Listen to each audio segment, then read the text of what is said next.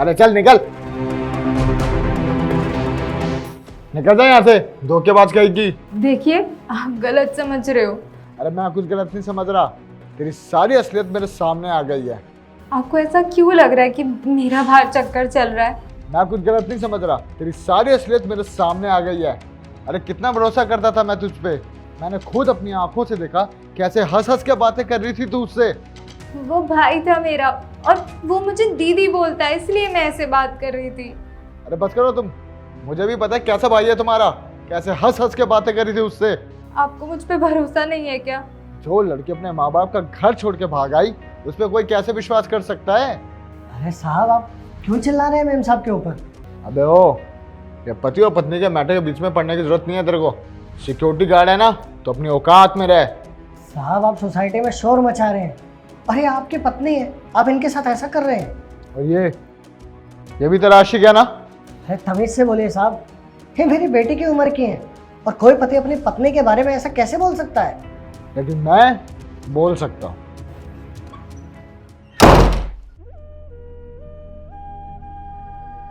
Ma'am साहब आप रोइए मत, एक काम करिए मेरे साथ चलिए।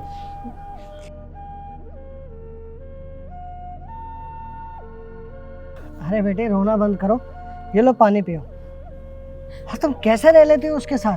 तुम्हें रोज मारता है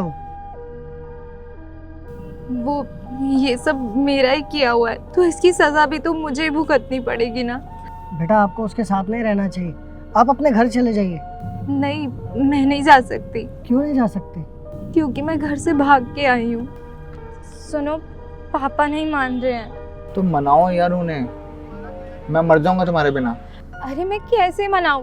तुमने खुद को देखा है, तुम कुछ करते नहीं हो। अरे कौन से माँ बाप अपनी बेटी की शादी ऐसे घर में कराएंगे जहाँ लड़का ना कमाता धमाता हो ना ही कुछ करता हो। कम से कम तुम कुछ करोगे तो मैं अपने मम्मी पापा को बोल सकूंगी ना।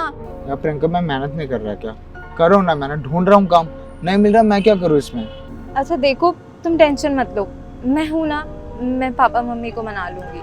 हाँ यार प्लीज, मैं रह नहीं पाऊंगा तुम्हारे बिना। ठीक है। तो क्या पापा माने?